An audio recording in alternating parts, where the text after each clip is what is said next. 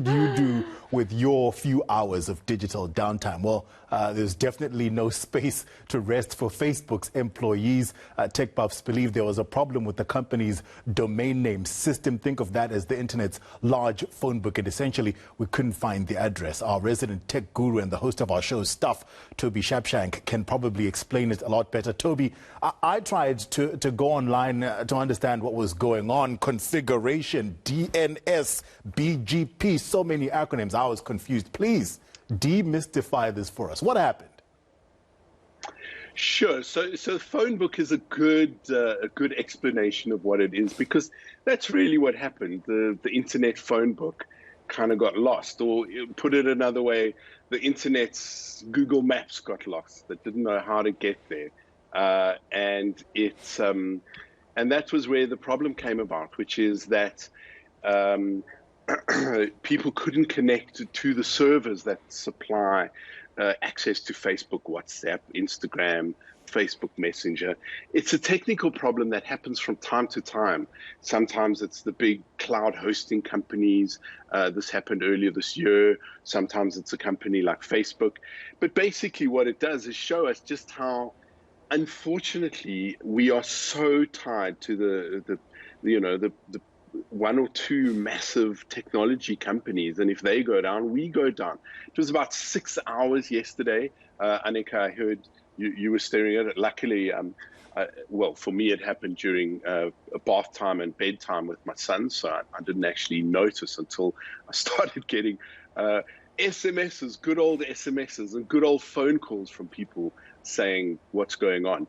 So what it really tells us more than anything else, and I think what we should be conscious of, is that Facebook has become so central to so many people's lives. Just listen to these numbers. Facebook has over 2 billion daily, 2 billion daily active users. WhatsApp has over 1.5 billion users. Instagram has 1 billion.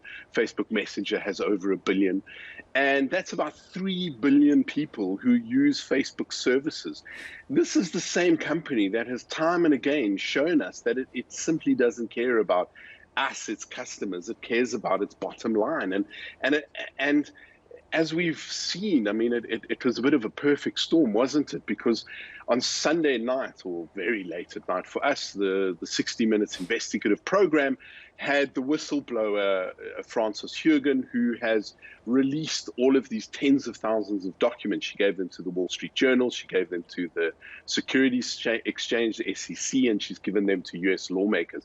And in it, there is Facebook's own research where it knew that it was damaging people's mental health on Instagram, especially teenage girls.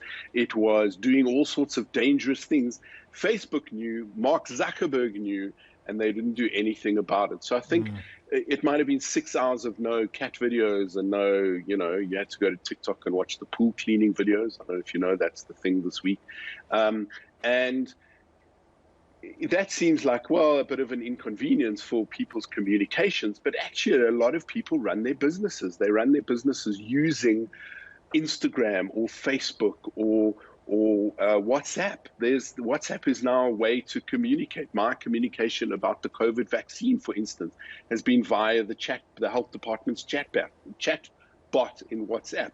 So a lot of people lost a lot of money, not just Mark Zuckerberg with a $6 billion hit to his shares, but it's really dangerous. And what we see more and more and more, Annika, is that Facebook is the center of our lives, but they are not an elected company. They are, as The Atlantic called them, an autocracy. There's one person whose final say on everything is what Facebook's policy is, and that's Mark Zuckerberg.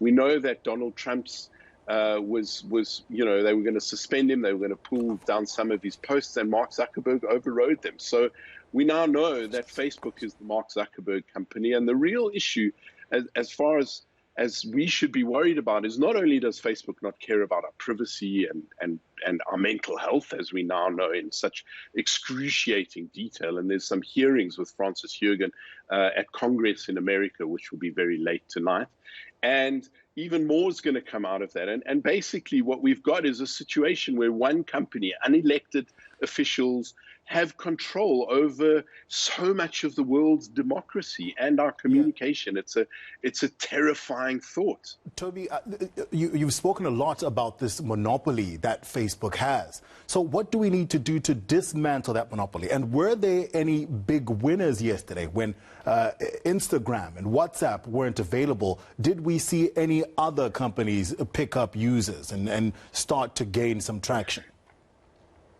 I'd like to think SMS was the big winner yesterday. I certainly got a lot more SMSs than I usually do. And it's we haven't seen the numbers yet. Telegram, of course, got a huge amount of people switching to it when Facebook or WhatsApp announced earlier this year it was going to change the terms and conditions. There's nothing really we can do to fix it, but I think the American tech regulators are planning to do something pretty drastic. There are numerous court cases.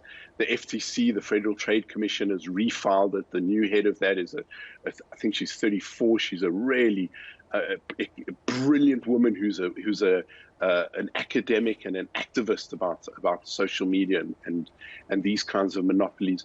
Ultimately, what I think is probably going to happen is they're going to try and break up Facebook, get rid of Instagram, get rid of WhatsApp.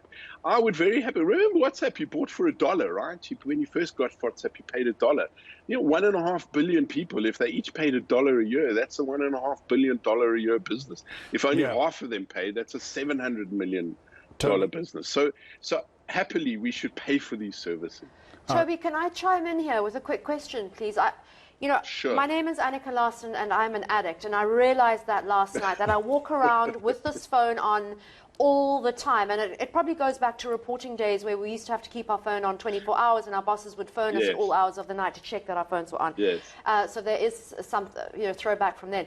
But with this being your profession, do you have rules in place? You were talking about bathing your kids, and you're obviously concentrating on that. Well, kudos to you. But do you have rules and set times about when you don't look at your phone? Well, here's the thing, Annika. I went through a really real realization when my son was born about 4 years ago. And I realized that because I was so busy, I wasn't looking at the apps, especially Facebook.